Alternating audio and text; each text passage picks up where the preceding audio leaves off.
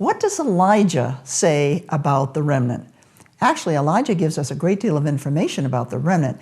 After killing all the pagan prophets that Queen Jezebel had brought from Phoenicia, he was fearing for his life and fled to Mount Sinai to hear from God. You remember that Elijah confronted these Phoenician polytheistic priests that Jezebel had brought from Phoenicia.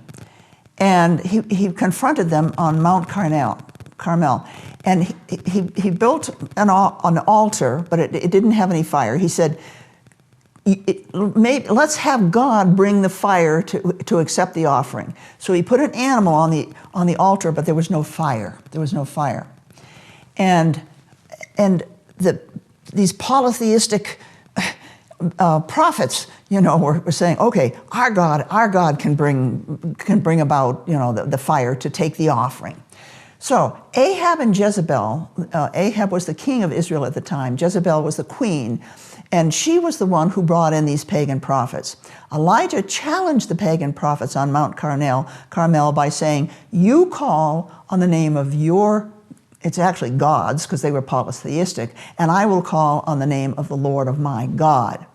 Well, the pagan prophets went on all day. They started at 6 o'clock in the morning and they went until 6 o'clock at night. And that's the first hour of prayer and the last hour of prayer. And finally came the last hour of prayer, and their God had not accepted the sacrifice.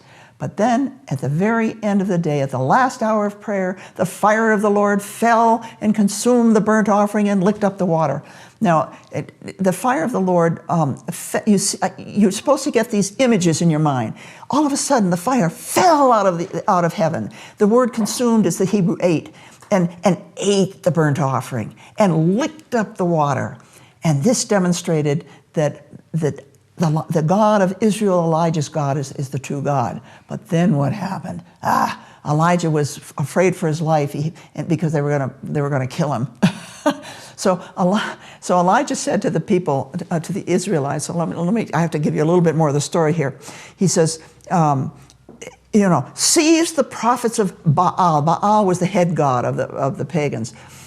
Do not let one of them escape. So they seized the people of Israel now, who were around, and said, yes, our God has accepted this sacrifice.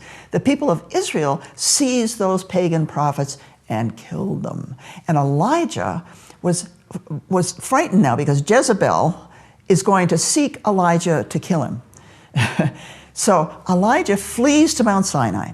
I've got to hear from God, he said. And Mount Sinai is where God spoke to the children of Israel, so I'm sure he's going to speak to me at Mount Sinai.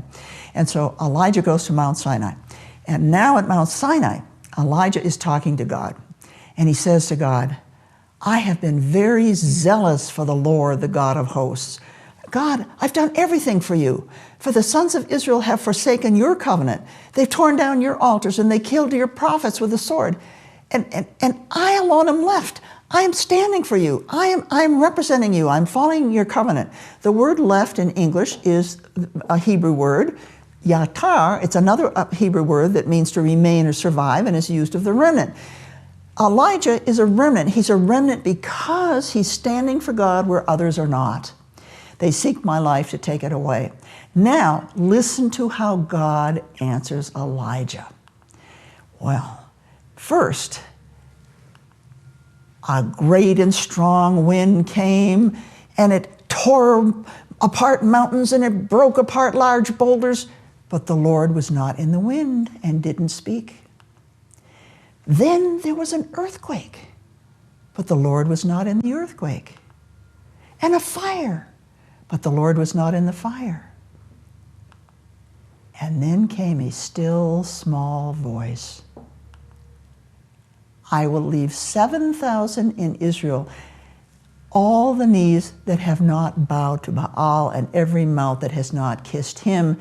The word for I will leave is sha'ar, which means it's a word for the remnant, to remain or be left over. It was the same word used for Noah. It means a remnant.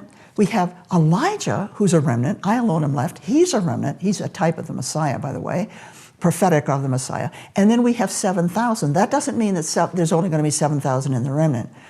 7 is actually a spiritual number in Scripture.